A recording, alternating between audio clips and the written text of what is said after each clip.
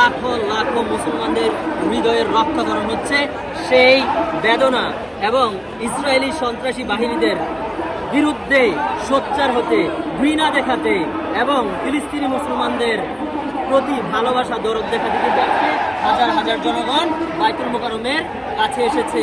এবং আপনারা দেখতে বুঝতে পারবেন বাংলাদেশের মুসলমান কতটা ইসলাম প্রিয়, কতটা ধর্মপ্রিয়, তারা কতটা ভালোবাসে। তারা যদি সুযোগ পেত বাংলাদেশের মুসলমান তৈরি হয়ে যেত জিহাদের জন্য। যদি ডাক আসে অবশ্যই অবশ্যই দেখবেন হাজার হাজার মানুষ এই ইসরায়েলি সন্ত্রাসী বাহিনীদের বিরুদ্ধে জিহাদ করতে তৈরি হয়ে গিয়েছে।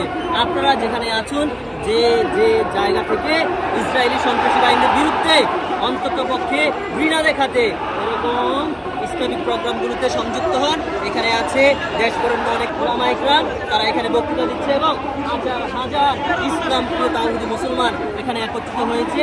বিভিন্ন জায়গা থেকে তারা দলে দলে এখানে যোগদান করছে। তারা কিন্তু আবারও প্রমাণ করে দিয়েছে ফিলিস্তিনিদের প্রতি তাদের কতটুকু ভালোবাসা। তারা যদি পারত, তারা এখনই আজই তৈরি হয়ে জিহাদের জন্য চলে যেত।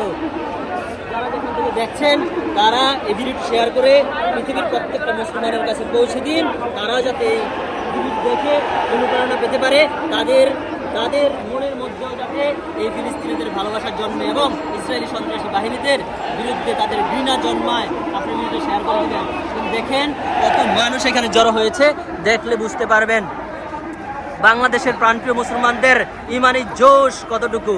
তারা 5ই আগস্টে যেমন প্রমাণ করেছে তাদের তাজা রক্ত দিয়ে, জীবন দিয়ে এই দেশকে স্বাধীন করেছে, তারা যদি সুযোগ পায় আবারও এই ফিলিস্তিনের পক্ষ হয়ে ইসরায়েলি সন্ত্রাসীদের বিরুদ্ধে তারা জিহাদ করতেও তৈরি এবং প্রস্তুত।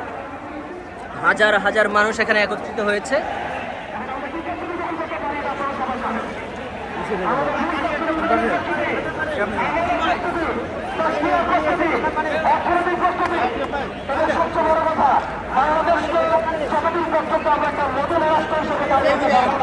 সবাই নামাজ পড়ে ফিলিস্তিনিদের জন্য দোয়া করবেন এবং যে যার জায়গা থেকে এই ইসরায়েলি সন্ত্রাসী বাহিনীদের বিরুদ্ধে অন্তত পক্ষে ঘৃণা দেখাতে হলেও ঢাকার আশেপাশে যারা আছেন এরকম বাইতুল মোকাররম মসজিদ বা যে যার অবস্থান থেকে সোচ্চার করে তুলুন।